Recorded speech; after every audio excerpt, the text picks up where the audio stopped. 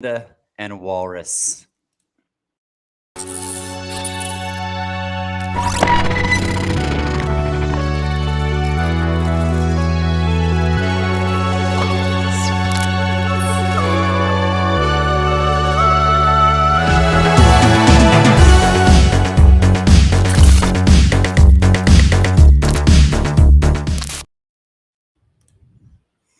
What's up? How are you? What's going on, brother? Not much, man. I'll just living the dream down here in Austin, man. Excited to be on. Get a chance to finally talk to you, man. Yeah, I know. We've been circling on the Twitters. But yeah, Yep. I was so excited to get to talk to you. We got a couple things to talk about today, specifically all the things that we are excited about in this ecosystem. And that's a lot. Go ahead and get There's started a lot here to be in a little excited bit. about. Oh man, I mean, it's just so good. It's so good. So let me see. Chat, send some messages in real quick. We'll make sure they're showing up on the side. Walrus, I don't know if you see you'll be able to see a chat thing on the side, or I usually watch on the on another monitor. I watch the YouTube stream as well. Yeah, I think I got it here. Okay, cool. So got a couple things to talk about. I want to ask you. I mean, dude, I don't know what you do for. I don't know what you do for work. If you're okay. Hey, Glenn, Crypto Man's Plus, Bobby Hexerod, Magnus. Good to see all of you here with Walrus. But you seem to be into a lot of stuff around the ecosystem. So I guess we'll start with I'm sure a lot of people know, but one of the things that I like about How to Pulse was for any of us that have been around long enough, I would say announcement of forking Ethereum, the smart ones. I mean, I'm not gonna say if you don't know this, you're dumb, but the smart ones have seen that what's going to make PulseChain successful is adoption. People building on top of it. And in fact, I admittedly was uncertain how that was going to happen. This is before it got even named PulseChain. I was like, how is this going to happen? How are we going to convince dev teams to build on top of it? And then the brilliant idea of the airdrop showed up. But when I found out about How to Pulse and more people, streamers, content creators that are embracing people building on top of it, I love this idea. And I don't want to take the wind out of the explanation, but for those who haven't heard of it, tell us a little bit about How to Pulse, and then we'll go from there. Yeah, so How to Pulse is just one of those creative teams that just kind of kept growing a little bit from a lot of community members who realized the same thing that you did, that adoption is where it comes from. So it was a really big focus on security. So Jay Money, Papa Boner, big stalwarts on the security side of things. Did a lot of content, so we posted those things on there. Myself and Lucas and Lank and all these guys that were associated with it did all this great work, getting a lot of communication out on just the block side, making sure that people understood, if you have things of value, there's a prudence on you to make sure that those things are out there, right? To replace things that are less capable. So that comes from education. So the original focus was on onboarding through education, right? You got to explain to people why your thing's better, especially when they're things like crypto that are very difficult. A lot of layer one EVM chains, they sound the same. If you're giving the highlight reel, if you're doing the elevator pitch, you got to explain these things and why they're great. And sometimes people don't even necessarily need to understand why they're great. They need to know that you know why they're great, and then they'll believe you and bet on you, right? So a lot of education, focusing on people understanding why these things work, why these things are beneficial, that these feature and benefit sets that go along with Pulse, and then reaching out. So we've done a lot of outboard marketing. We've done a lot to try to individually and on the background, whether that's participating with things on the bridge, whether that's getting information out there about PulseChain itself, whether it's ourselves, guys like you, trying to promote people who are doing a good job getting out content, or even just the things we do, reaching out to other projects, making sure that they're building good things. I do a lot of work trying to reach out with other dev teams, try to make sure that people understand what things are of value on the chain. So PulseChain is kind of taking this a holistic approach. We're touching everything. We run a validator. There's almost nothing about PulseChain that we're not touching base on. We think it's all important. We want everyone to come. So How to Pulse is Pulse. We're everywhere. Dude, that's so awesome. That's awesome. Well, thanks for everything you do there. I mean, it's like it's the fact that it's this hub. And by the way, shout out to whoever made my awesome thumbnail. I think it was one of, Hey, that's our boy Lang. one of those folks that was great. You're like, I was like, okay, what's your, send me an image. And you're like, dude, we'll do the thumbnail. I'm like, all right, less I have to do. But yes, Exactly. Krypto 7 Pulse is going to be massive. It's going to be massive. And it's going to be massive because of How to Pulse and the individuals and the people that actually understand what's going on around here. And, you and I talked a little bit before about like, let me put it in a nice way. I'm starting to feel like it's no longer cool to be a maxi.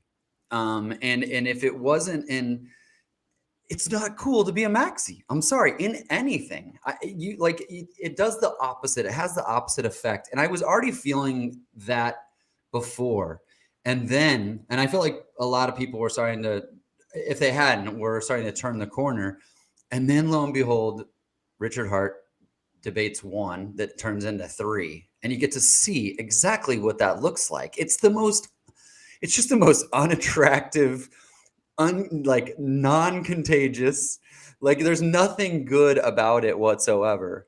And yet I can also appreciate that people who were here super early, that there was a need, if you will, or an interest of being protective of Hex, being protective of Richard Hart and all those things. But it's, in a lot of ways, the waiting that we've had to do has been such a blessing, because we've been forced to come to terms with what are we now? What's going on? What is this community? And seeing the new energy that's coming in, even with the new energy that's coming in with PulseX. Like, I know he gets some crap for it, but K4K and his bullishness on PulseX, I see him get some crap from some PulseChain people, and I'm like, dude, don't you, like, these are all related. So Two hands attached to the same body, man. K4K. Yeah, awesome. dude. Yeah, of course. It just makes perfect sense. So let me just say hi to a couple other folks here. Well, How to Pulse is here. Good to see you. Yep. Glenn Paris, JR, USMC, Godfather J6, always good to see you. Lydia, best person in crypto, the Walrus. Hey, you got some fans. Man, the community and the gratitude these guys show is outrageous, man. There's, as always, if you're an admin or if you're vocal and doing these things, you're always going to get a few haters in there. But the amount of gratitude the community shows is unbelievable, man. It's insane. Like, I love these guys. That's awesome. And that is, to me, that it's the one thing that I hoped for and wished for when I was so drawn to the Hexagon community, this idea, this ethos. And I was like, wow, if we can grab that same tiger by the tail in PulseChain, and knowing that there's more people coming in, and keep that going, it's just, we're unstoppable. We really are unstoppable in that regard. So I love that. I love that you say that. And man, you had, I think, more people waiting. We had more people waiting for you and I to start stream on this one than anyone I've had. So really appreciate it. Yeah. On the maxi side, I think we could start with El Jefe himself. He, RH was a huge Bitcoin maxi. At that time, in that worldview, it made sense to be a Bitcoin maxi.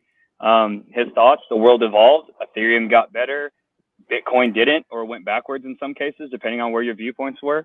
And there's a lot of things that got flushed out. So I like to talk a lot about the Bitcoin and Bitcoin Cash fork, because not so much because of the politics and semantics that went around it, but because that was a time where we actually got to see the original kind of consensus blockchain network, and people had to make compromises. You kind of had the big block group, and they were like, hey, this thing's supposed to be peer-to-peer cash.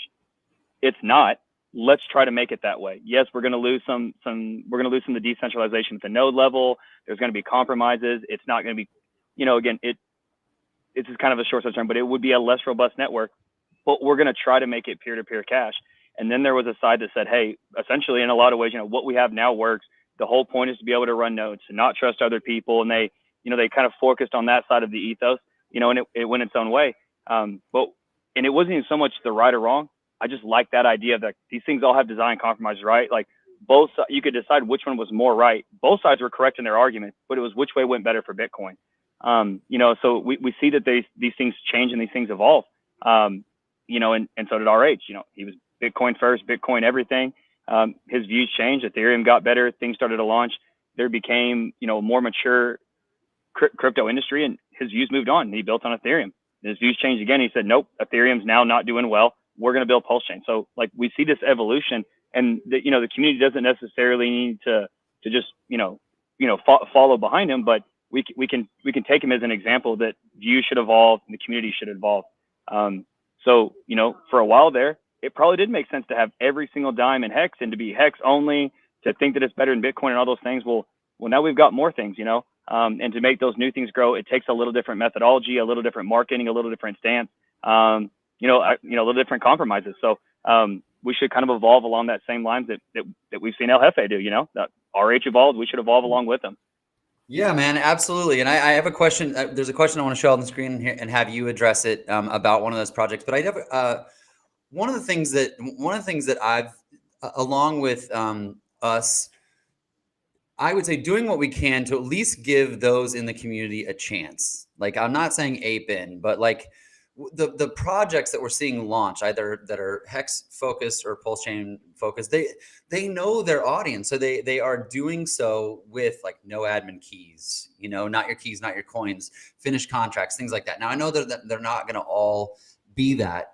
But one of the questions I have for you is, another thing that I've noticed and that I've been focusing on lately is looking at these outside communities. And I love that I'll say something on stream, and then someone else will say something on stream, and then we'll see people doing videos. Like I was like, why are we not making more content to the SHIB community to tell them to get their SHIB off of exchanges and into those decentralized wallets? And there's 1.1 million SHIB holders.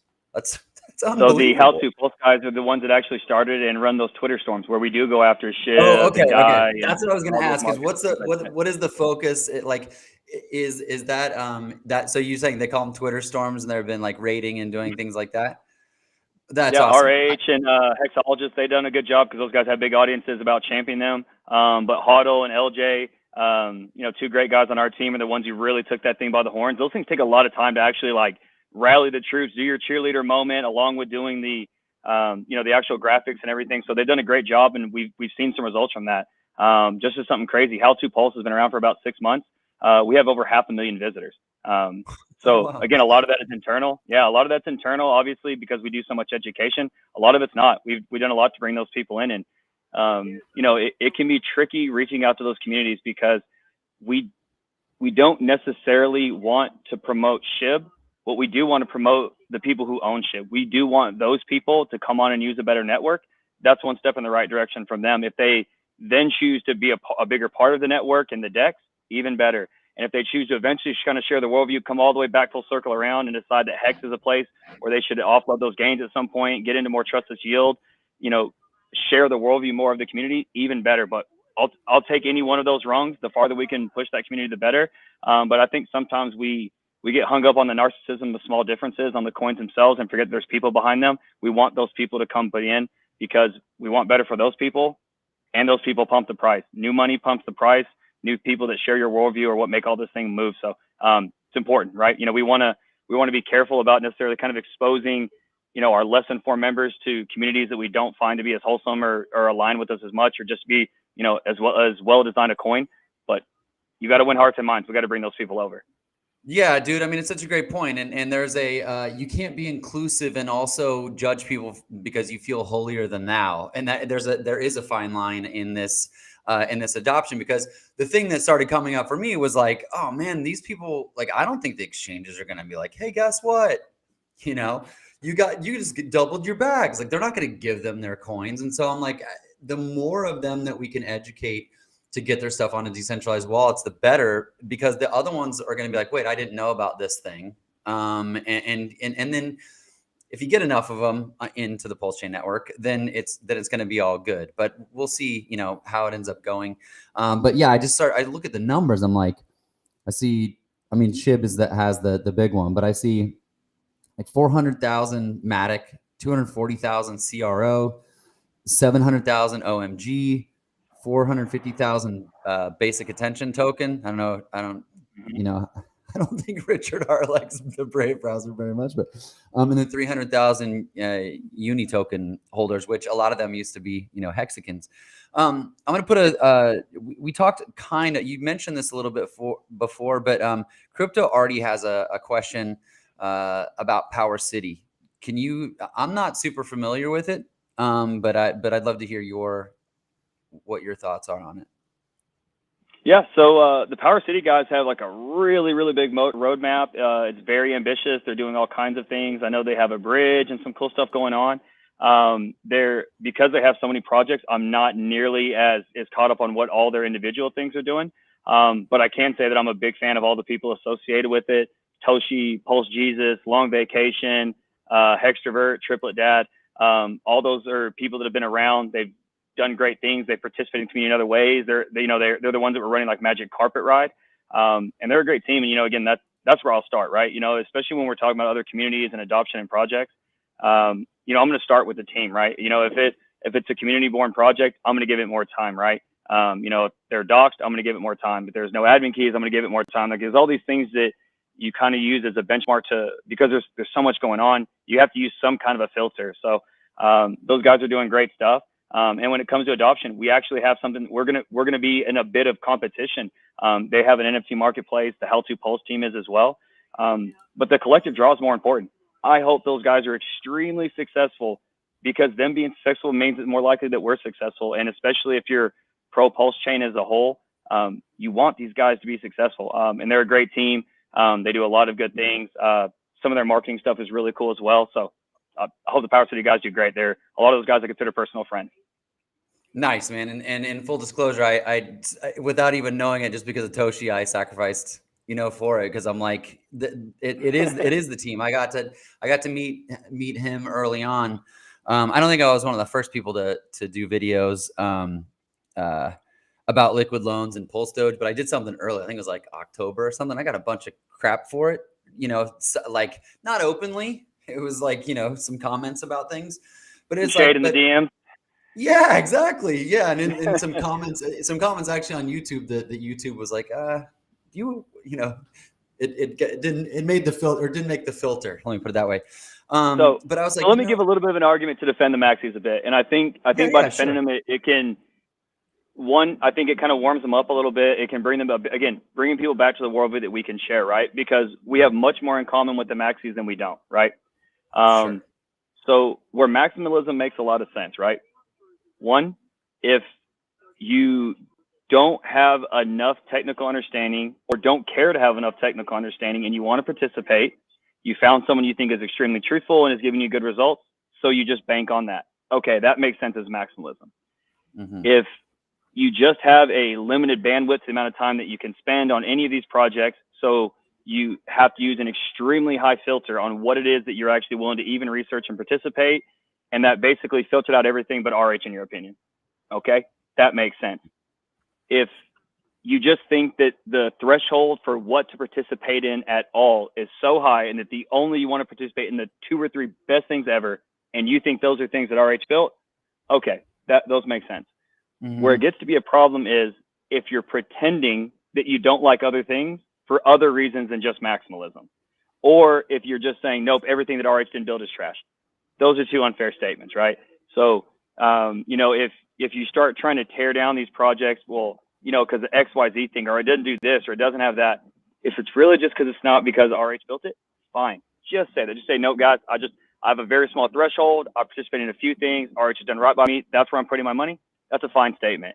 Or again, if if you're just going to hold on to that ethos, that's fine. You just want to make sure that you're clear about that, and don't turn it into something where you're just being derogatory and attacking other projects out of your maximalism. If you say, hey, that's where I'm going to put my money, wish you guys the best, I'm not doing it, that's fine. That's a fine position to have. I recommend people to put things in Hex all the time. I've even said that even though I actually will probably end up with a larger bag in Pulse and Pulse X by the time all is said and done, I would still have said many times that being in Hex is a safer play. There's a risk associated with new projects. There's a risk with new AVMs. Hex has a 2-year chart. Great. Everything about Hex is great there. So, again, I don't really push back against the idea of maximalism, just when it starts to be something that where you use it as a weapon toward other projects, I think is where the issue is. Yeah, I would agree with that. And I like the breakdown. Thank you for that. But I would agree with that 100% in terms of, like, you can just sit quietly. You can express yourself in a polite manner, and say, well, I'm not going to put my money on, but I wish them wish them well. And it's that, I mean, let's be honest, dude. We wouldn't have seen 75% of it if price wasn't sideways. That's the thing. Is like someone wants someone to blame over the past few months about it, and it's just like, okay. I mean, it happens all the time. You see something's down, the market's down, and people start flooding everything. But yeah, I like your approach is exactly right. Just it's kind of gets to the thing which I hope most of our parents told us, which is if you can't say something nice, just don't say anything at all. You know, so that's great. So can you tell me a little bit about NFT on Pulse? Yeah, NFTonPulse is really cool. Again, it comes from the core team there at NFTonPulse, so it's all the guys everyone there knows, LJ and Hoddle and J Money, Lang, Lucas, Aviad, a few guys in the back that most people don't, you know, UV and Timur, who, again, I try to tell people every single time I'm on, and I still don't say it enough. The guys behind me are the smart guys. These guys are incredible. And sometimes, you know, because a lot of the things, you know, you don't want to necessarily, what is it? The secret impresses nobody. It's the trick you use it for. You know, so a lot of times I can't even go too in depth sometimes on what some of the cool stuff these guys build is, you know, because, you know, we don't always want to give away the secrets, you know, what makes the sauce special. But it's those guys. So those are the same team that are doing NFT on Pulse. And the idea on NFT on Pulse is kind of a conglomeration of things. One, these guys are very artistic people. They're musicians. You know, one of them did my Walrus, like I was just telling you right before we jumped on. You know, my Walrus image was designed by one of the devs who's building the marketplace that most of these creators are going to participate on. And I think that matters, right? You know, you want people who have that mind state. So, you know, that's very front forward when it comes to NFT on Pulse, both in the feature set, the design, the fee structure, all these things. It's centered around that creator. And then, you know, sort of why an NFT marketplace. You know, a big part of Pulse and where it comes from is this fees that got out of hand. You know, there just wasn't enough just absolute capacity on ETH. Well, a huge amount of that comes from NFT projects. So if you're trying to solve a problem and a huge element of that problem is NFTs, we should probably make sure NFTs are with us. It's a better experience for them. They're, especially for smaller creators that are completely priced out with gas fees. They're alienated and at a complete handicap. So there's a big niche there. It's a kind of a central part of what makes Pulse very effective. And then also with these clone projects, you know, all the clones of these things, they're going to need a big space. You know, everything about kind of NFTs is something that, one, I think should be forward looking. And you know, another thing is with, you know, Hedron. So with HSI stakes, you know, now, you know, kind of a big center part of the Hexakin and Pulse community now has a really great use case for NFTs. So it's kind of one of those whirlwinds of all these things made an NFT marketplace make sense. And it's something that was near and dear to the hearts of a lot of our teams. So that was kind of the foundation for where NFT on Pulse came from. We've been working on it for going on like 5 or 6 months as well.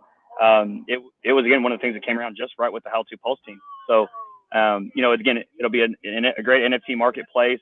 You can see some of our hype videos. You can join our Telegram channel, NFT on Pulse, and see some of the things that we have going on. Going to be an extremely inexpensive, it'll be efficient, an inexpensive place to create, mint, and design NFTs all in one location and take advantage of that great network that RH has built with PulseChain, making sure that the minting fees themselves are low. That's awesome. And so, Krypto already, thanks so much for the super sticker, for the little thumbs up pair. So as far as NFTonPulse goes, you know, everyone's getting a copy of their NFTs on PulseChain. Are there initiatives with NFTonPulse on getting, like, is there a way for people to use the Pulse version of their NFT and sell it in the marketplace? Is that kind of some of the adoption strategy, or how does that work? Yep. Yeah. The adoption is really, there's kind of 3 prongs, right? One is you know, get people to use the copies that they already have there. Again, because those are really spread out, and because the Hexagon community isn't really the NFT community, that's a community where there's not a lot of overlap, which means there's a lot of new people. You know, it's somewhere we can get a lot of market penetration. So that's a big part of it. One is then to bring over current NFT artists themselves, right? Not just the holders, but to bring over some of these artists. You know, art and culture is important. There's a lot of influence there, a lot of great things. Art's something that I found to be very meaningful in my life. So you want to bring over the NFT artist just for exposure to the art itself. And again, because that's where a lot of fees are used. So they're going to be the people that use the chain are the ones that are going to be most benefited from Pulse. So that's people who actually use DEXs, people who actually, use computation on chain. So that's DEXs, NFTs, stakers, things that actually use it. They're going to be what use Pulse. So again, that's NFTs.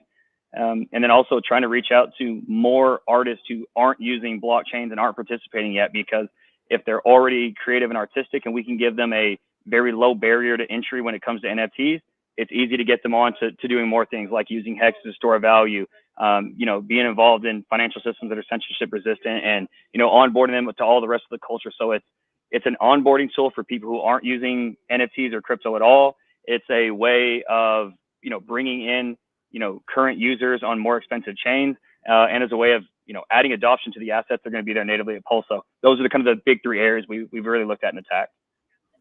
That's awesome, and I like that. I like that. Getting the artists on board and then helping them benefit from the other products that are there. I mean, it's like it just shows how so many things on Ethereum are just like everyone. You think up something and you do it, and that's the other thing I like about this. Not everyone, but people that are building these products are thinking of the synergistic opportunities in partnerships and how this benefits not only users, but it benefits other products and projects that are on it. Crypto Learner, I don't have the link to it, but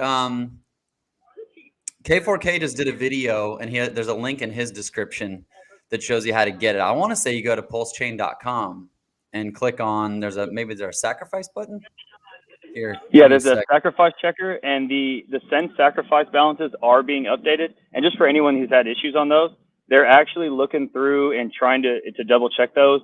They're getting more and more accurate. So even if you had an issue with the checker and reported a problem, make sure to go double back and double check it again. There's a lot, and then people don't, sacrificing wrong things, added some complexity to that. Back and double check the sacrifice checker. It gets updated, but they don't have notifications, obviously. So double back, keep checking on it. The last update that I'm aware of was, I think, afternoon time here in Texas yesterday. So there's a, like I said, those guys are working really tirelessly on that stuff. They just went through, and I know they got a lot of the Tron issues fixed. There was a small issue in the math that made just kind of the first script they wrote a little tricky with the Tron side. So Tron, Send, Late Day, PulseX, those things should all be cleared up. But again, guys, a lot of times those dev guys are really busy, so everyone can always feel free to reach out to me as much as they can. I try to get back to everyone. A lot of times I'm a little more freed up than the devs, and I usually at least have a pretty good idea of what they've done last and can give people answers. Yeah, that's a great response. And just to confirm, my Sense stuff was on there and it was accurate. So I think I checked maybe the night before last or yesterday morning, something like that. Let me show this. Thanks, Bobby Axelrod, saying hello. Hi, Ashlyn. Good to see you. Thanks for showing up today. There's a little panda mask for you.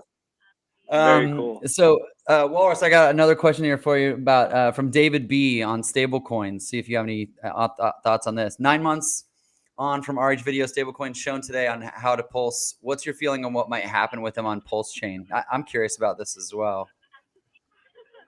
So it's tricky. I can kind of give the technical answer and then sort of get into like how to really be proactive with that. So the short answer is no one really knows. The more elongated answer is that it'll be a little different. So DAI is algorithmic, so it doesn't have admin key risk directly, but the collateral contract below it does. So one, it holds ETH, and then it holds USDT and USDC primarily. So those, obviously those underlying assets have admin key risk. They can be invalidated. And then the ETH that's in the contract will actually be now Pulse. But again, because of the dilution, contract sort of doesn't really function behind. But where you could use the stablecoins, any of them, the popular ones, is if you plan to quickly transact with them immediately, because they're still going to be in the same ratios and liquidity. So they will have some value there. But the reason why I would want to minimize that is, one, everybody else knows that, and no one's going to want to, you're going to see that rush on those things, right? No one's going to want to hold these things. You do have the risk of them being invalidated. And because obviously there's not this arbitrage, there's not this redemption layer, they're not going to hold peg. And if they do, it'll be for a very short time. So if you're a smaller player, why take the chance on some of these things, right? Maybe you pick up a few percentage points, you devolve some risk from not having price exposure, but you just don't get a lot of opportunities like what you have at the PulseChain fork. So unless you don't have to ask the question, you should be very cautious of those things. Hold things you know are going to have value, and minimize what percentage of your portfolio has those risks, right? So, I'm going to use this. I'm going to use those in some ways. I'm also very dialed in. I do this basically full time. I'm aware of the risk. It's a small portion of my portfolio. I have a very specific plan. So yeah, again, everything can be used properly. Just make sure you're modulating risk and understand what the risks are. And if you have to ask them what the risks are, don't play that game. And that's for most things, right? Whether it's LPs, a lot of these mechanics, like be safe, participate in the things that you have a good understanding on, or, you have mentors, people close that can help walk you through it. Yeah, if you got to ask, don't F around and don't mess around and do it, because it's like there's so many exciting things going on. There's no reason for people to get unnecessarily wrecked. And I have friends asking about yield farming, and I'm like, go watch videos on yield farming, or go do some yield farming with a little bit of not ETH, where you don't have to, you can just see how it works. But if you're asking me about it, and you haven't watched any videos on it, then if you're looking, and they just want to generate yield, that's all. I mean, I can see why it is that people are asking, but I'm like, stake your PulseX, do single token staking, and then you don't have to think about it. There's no impermanent loss. You don't have to learn all this stuff. But if you are interested, well, then learn. But don't FOMO into this stuff and be silly. We've been so patient. So why all of a sudden you've been patient? You've been waiting this long. You sacrificed all these funds to get Pulse and also to get PulseX, and then you're gonna mess it up trying to do something silly that you're not comfortable with. I usually yell at everybody on that note, and I make everybody kind of stop, and I say, okay, you likely have the lowest cost basis for Pulse or PulseX for something that the majority has 5-digit X upside. What are the chances that you make a trade early on and you improve that position? Yeah, dude, that is a clippable thing. Yeah. So there's a really good book that, again, I champion all the time. One of the things, again, that I think makes me seem smarter than I am, besides the incredible team at NFTonPulse usually loading my lips, I'm really big on decision making. I actually spend a lot of time on that. And so one of the books that I bring up a lot is Thinking in Bets by Annie Duke. She was a poker player. So I usually like to think about the things as bet, right? So like when you talk about trading, that's what that is. If you're making that trade early on, you're taking the bet that you can improve upon a position that is the lowest cost base for something that likely will exist, that has a huge amount of upside, right? And then when people start talking about that ratio between like PulseX and Pulse is another big topic. Okay, so when you're talking about that ratio, if you say, hey, I'm willing to trade Pulse for PulseX at 2-to-1, don't let your emotions get into that. What that statement says is that I'm willing to bet that Pulse will not outperform PulseX at a 2-to-1 ratio minus the yield difference in PulseX. Like that's the bet you're taking. So like, I just always like to remind people to sometimes get away from the connotations about, oh, well, I held Pulse for 6 months, it's worth more. No, it's not. It's not worth that unless the market says that. Like, again, I'll hit a little bench bureau facts. Don't care about your feelings. Think very logically about what these statements are and make sure that you understand what you're doing. And if you don't, that's fine. Then that means you need to take smaller steps, take longer time. Even that means you're not going to get the best price. You're also not going to get the worst price. Take some time, DCA, use smaller percentage of your portfolio. Just work through those things logically and understand the decisions you're making. Yeah, man, I love that. And I was having coffee with a friend who's in Hex and everything else this morning, and I was like, there's nothing. We're not going to have something like this. At least I haven't. I've been in crypto a while, and I took a pretty big break from it after getting wrecked. But we're not going to have something that's like this. And so I can sit around and pretend that I'm going to make moves, but I feel like sitting around and pretending I'm going to make moves when it launches will actually remove me from just observing this freaking fireworks show that's going to happen. So my plan is just to sit and watch, check the thing, see how everything's going. And I guess I think maybe I'm able to do that because I Hmm. was in the sacrifices, and so I understand if people didn't get in to certain things, and I didn't get in. I wasn't not a day one or even a year one hexagon, so I can understand people wanting to get positions. But So, so I even just that's am horrible at I hear this. that I'm as horrible at well. crypto. It's and that's a perspective issue, right? Um, right now, if you get in day one, so like let's pretend it's day one of launch and you get in at launch, right? You're the last person into Pulse. But whenever you talk to anyone who bought ETH and they say they bought day 3, does anyone go, shit, I missed out on the ICO? Oh, bummer, dude. No one Yeah. says this, right?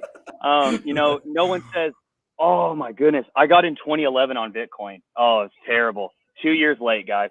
No, again, the world moves faster. People are a lot more conscientious. The market's more mature. Of course, those things, but just think about the sentiment, right? You think you're late now. Like, does anyone think that day 30 hexagons were late? They ended up, I can't remember which the day is, it 28, 30, somewhere in there was the actual best day. They ended up even getting a better deal. Like, that's still in the cards, right? So one, for everyone who is in the sacrifice, just steal up, just realize you're going to see red candles. There's going to be blood in the streets. People are going to get nervous. And then for people who aren't, realize there's going to be dips and they are part of the game. Like, you're going to get opportunities. There's going to be good entrances for a lot of players, good entries at different levels. Again, just take your time on this stuff, guys. And again, right now, when you get in day one, you'll be the last guy in, but at some point you'll be a day one buyer, and that perspective will change greatly. And then Yeah. freedom. Yeah, I see you, brother. So on the token Yeah, I was gonna itself, say that was my next one here. yeah. So freedom one, I appreciate all the interest and everything, brother. We're still have to be a little tight knit. It's coming out really quick. The percentage of fees that we'll receive, a lot. We are very, very focused on the community and the creators. And something I like to bring a lot of times is social momentum. So people tend to keep doing the same things they've been doing. So How to Pulse has been doing as many things as we can for free, as many assets for the community.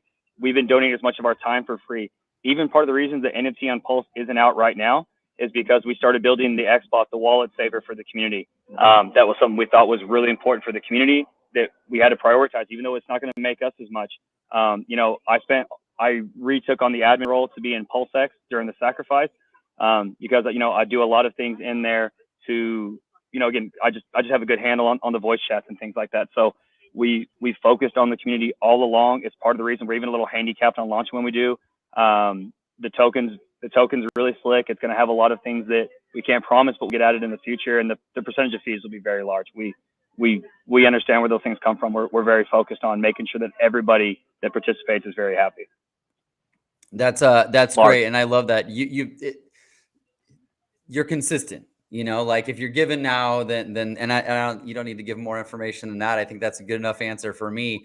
One of the things, as Richard was saying, stop sacrificing for Pulse. You're stop sacrificing, guys, seriously. And then I think 5 other people were like, "Whatever." You got to stop. You got to stop. You got to stop. But it makes you start thinking, like, when are one of these projects going to go live? I know some that you see some that are testing on testnet and trying things out. Do you feel like NFTonPulse is gonna be coming out like soon after? What?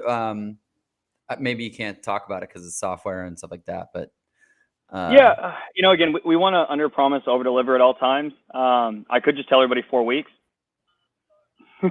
Sure. But yeah, keep saying that. Yeah, 4 weeks. So it will be relatively short. Some of that is, again, I can't project my date on launch when I don't know launch's exact date. But again, it's not any kind of big delay. So we can launch exactly. So it'll be out very, very close to launch. Again, it is software. If it gets a little delayed, it's not from a lack of shooting back.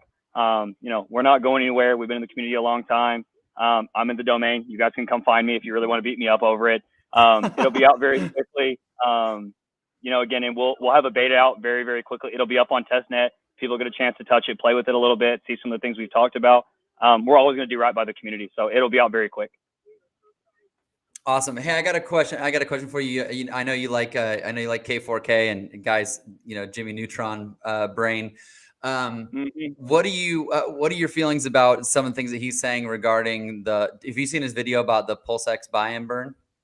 I mean, there's a lot of content. I wouldn't expect anybody to see everything, but Yeah. So I've talked to him a lot. I got a chance to actually shake his hand in at Vegas at the conference. He's a really cool cat. I'm in like his theory room, and I see him talk with some of the devs and things like that. So I'm pretty up to date on it. What's the question?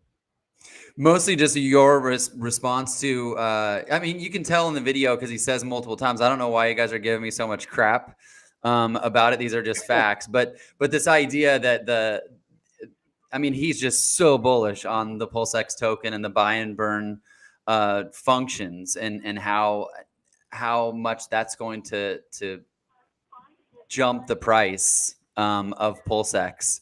And I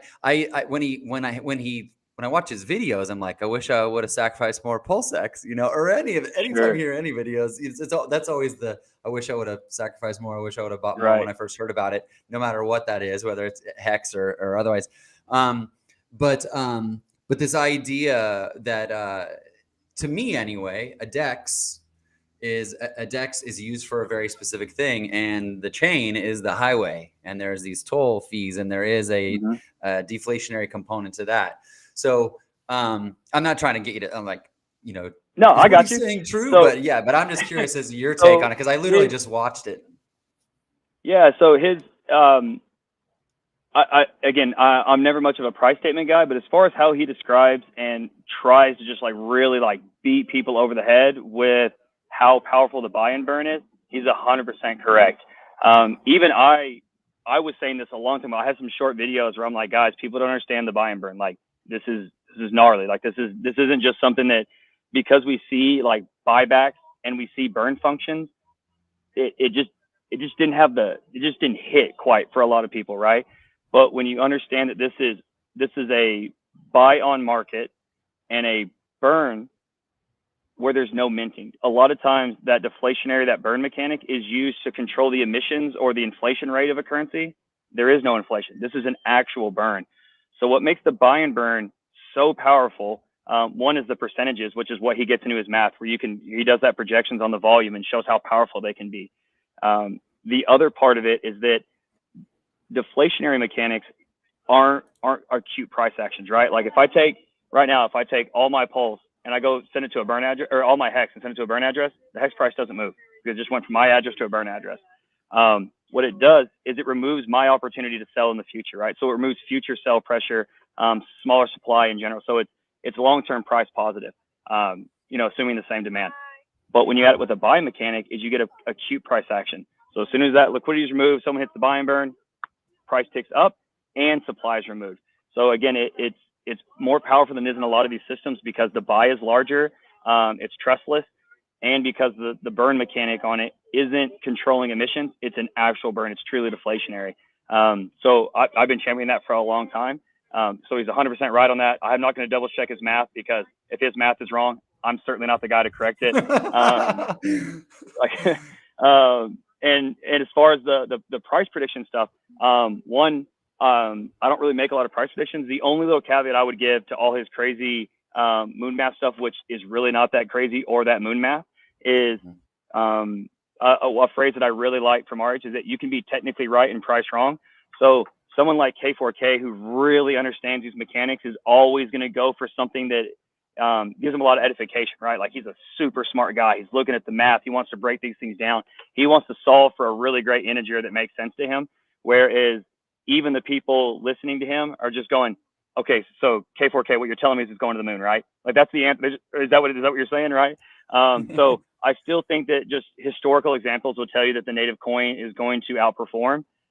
But I think even just whether he's right or wrong, right? Just the idea that somebody as savvy as K4K is telling you something can outperform the native token just goes to show how great a token PulseX is, whether he's right or wrong, right? Just that idea that someone that savvy is telling you that's a possibility goes to just show maturity in the market, that this thing is super well designed and that we're in a great space. Because if you think PulseX is great, it's the same guys coding and designing Pulse. So like, you just got to take it as a bullish notion, whether or not you necessarily agree with his price calls. And again, guys, he doesn't hate Pulse. He's very pro Pulse. He's very pro Hex. Yeah. He's found something that's new that really gets him engaging with it.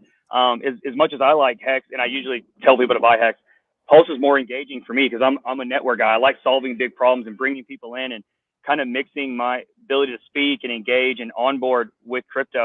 So the network is something that really speaks to me. So I speak more about Pulse, even though I love PulseX.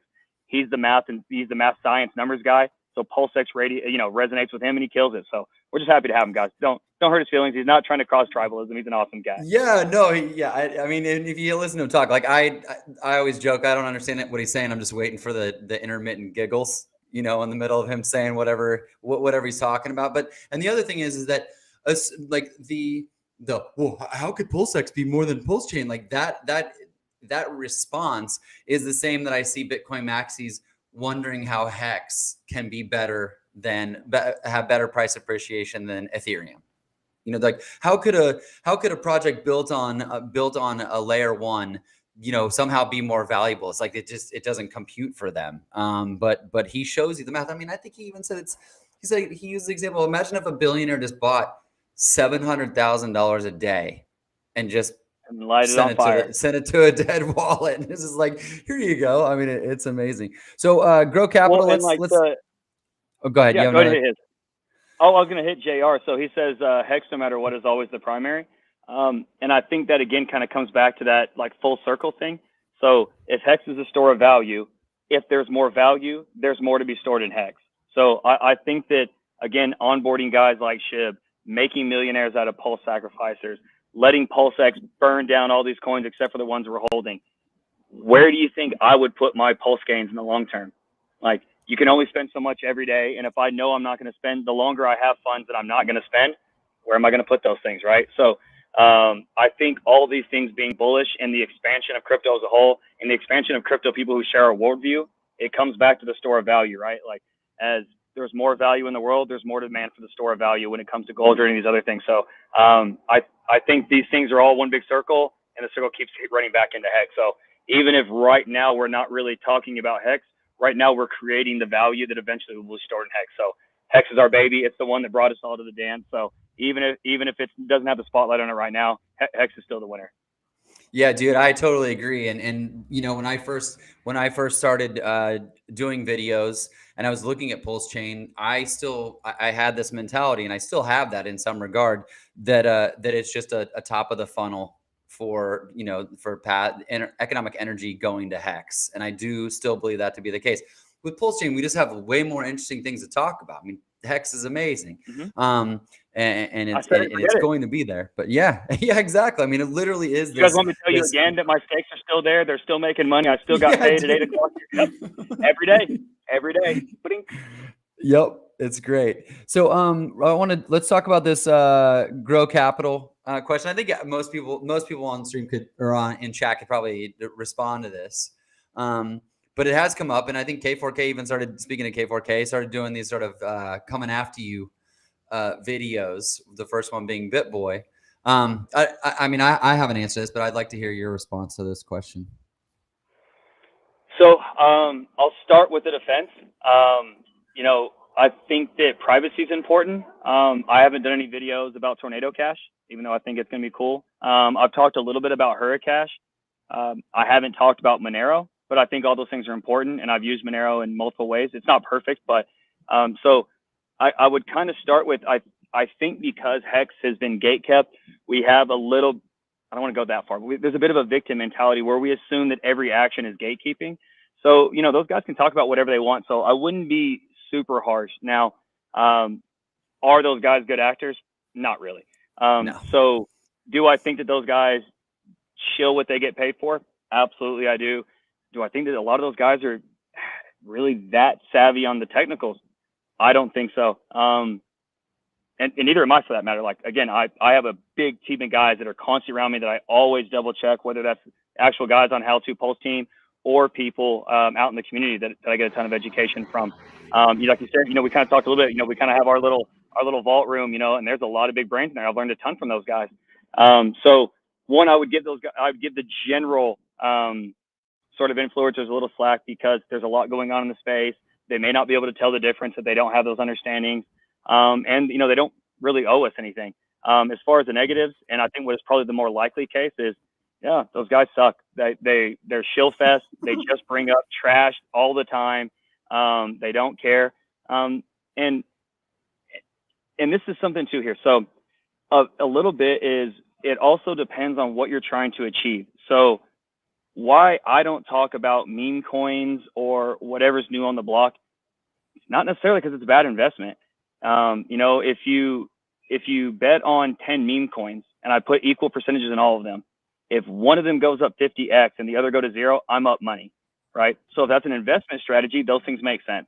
Where I don't personally like that is because I don't want to have to participate in any of those 10 projects where even if I make out, there's a lot of people who are going to lose out. I want to build things that have staying power, that have legitimacy. If I was just trying to do that stuff, I'd go play poker. Poker's more fun for me, and I can take people's money that way. That's not really where I wanted to evolve from, right? You know, I've done a lot of things in the world where, you know, I'm kind of a salesman by trade. I've ran a lot of these teams, and like, I've got sharp teeth, guys. Like, I'll capture margin. That wasn't as enjoyable for me. That wasn't enjoyable a worldview of thinking that I was out here just eating off other people's plates. So I try to stick to things that I think have longevity, where I can be positive expected value for both sides. Like, I always say that stuff. So I think for some of those guys is, yes, I think they're bad actors. And in some cases they're bringing up the tech, trying to get people to invest in these things. And I think if you actually spread your portfolio out, maybe you would make money from them. I just don't think that's a good worldview. I don't think that stuff's sustainable. Yeah, I mean, and let me put it this way: what those guys are, or the criticism of them, is that they buy something and they take their Chill. position and then they talk about it and then they dump. Of course. So it actually is beneficial that none of them are talking about. And Crypto Banter said they sacrificed, or he or they or whatever, sacrificed for PulseChain as well. You can bet your butt that as soon as it goes live, they are going to be low key shilling anything they possibly can as part of their general news, but no one paid them to. So it's going to be them pumping their own bags. I think it's fine that they're not talking about it right now, because, you know, there's no real benefit for them to talk about it also, because it's not live. I mean, they could have been talking about it months ago, and then their audience would be like, what's this thing that you were talking about? You mentioned this PulseChain thing. So fine, they got their positions in. They're not going to say anything about it. And I agree with you 100%. It doesn't mean that they're gatekeeping. They just have their agendas. They do the things that they want to do. This is crypto. You buy when you buy, you sell when you sell, and what you say online is up to you about those particular positions. But everyone's doing it a different way, and the way those guys are doing it is to buy, talk about, and sell later. Do we have? I know you got to run here in about 6 minutes. Apparently, SK thinks that you're the best Hexican. Thanks so much. Yeah, I'm sure you totally love that. Freedom for All. Freedom for All has another question for you. We'll end on this question, if you don't mind answering another one about that. But this, I'd love to hear this from you as well, because it's something that's come up in my mind as I've seen these kinds of things pop up. Yeah. So is there enough room for two big NFT platforms? One, I really hope so. I mean, how many layer one chains are there that have at least done something successful? You know, look at the, you know, skip the top 20. Look at coins 21 through 50. Those are really successful projects in most cases. I'm not saying they're valuable projects, things I own. I'm just saying, if you were looking at where they came from, you know, again, I think there's like a jading view here. If you built something that was at some point worth $150 million, you'd probably be pretty proud of that thing, right? Just because Bitcoin's worth 600 billion doesn't mean that if you run a $10 million company, you built something that enough people value that there's $50 million in there, that's not a successful thing. It's just sort of a perspective. But when it comes to the two big platforms, and the real question is, there's plenty of space. You know, look at how there's Rarible and there's OpenSea.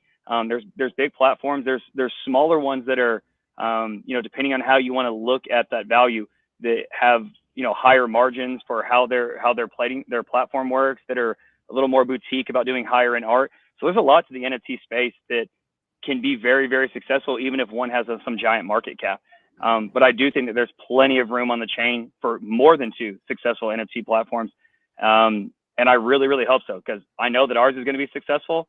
And I think that the other guys are building things of value. So I know that we're going to be successful, and I hope a couple can come along with us. But and I think that they grow together. Competition is better everywhere, right? The better, if those other platforms come out with great things, they're going to raise the bar for us. These things work in conjunction the same way PulseChain and Ethereum does.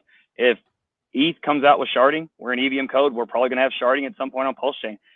When we improved, we made a security update that got uploaded to Geth on Ethereum before even PulseChain launched. So Ethereum is literally already at least marginally better because of what the PulseChain devs have done. Crypto's huge. There's a lot of art. There's a lot of space on these networks, except for Ethereum, it's full. So there's a lot out here in the world. There's gonna be a lot of successful stuff, guys. Like as much as we're in competition in some ways, I think the collective draw of two NFT platforms is better for both than just one successful platform trying to market, push, and get the word out there by themselves. I agree. The more places, the better. It's helpful. And at the end of the day, we sacrifice for PulseChain, we sacrifice for PulseX. So the more, the better. If there's, that was the premise of us getting together today, was just to talk about just the general bullish nature of all of this and this massive opportunity. So I really appreciate having you on. Is there anything else in closing? Is there anything you want to tell us about? Anything that you haven't discussed today that you are excited about? So obviously, again, there's a lot of great people doing stuff in the space. So I want to just kind of give a quick just shout out to the community, man. There's all kinds of people that aren't super well known. They're doing TikTok, or they're putting out video content or pictures or sharing the word. Or Togosh is always doing something cool, but he's doing postcards. Like the community is killing it as a whole. So a shout out to all those guys, and then for ourselves. Obviously NFTonPulse is going to be huge. We're really working on a lot of that cool stuff. The wallet saver, the XBot, that's designed for compromised wallets. So if people have had their seed words stolen or have given those things away, reach out to the How2Pulse team. We have some solutions there. Does take KYCing. There's a lot of work involved. But if you have a large amount of X stakes or a big sacrifice there, or LL has a lockup period for some of their coins, anything where there's still value attached to a compromised seed, reach out. We actually have a solution for those guys. It takes a lot to get it together, but the team managed to handle that. Other than that, just look out for everybody, guys. Don't be fighting about Pulse and PulseX. That's two sides of the same coin. Realize that there's a lot of people that are pumping the price on your behalf. Just be excited, guys. There's so much going on. We're not sitting around crying about the bear market. We're excited about new projects. This is the best place to be in crypto. So just thankful and happy, and there's a lot going on. Right on, man. Great way to end it. Well, Walrus, thank you so much, man. Really nice meeting you. Great to have you on. I'd love to do a follow-up on this, maybe after we go live, and see where things head.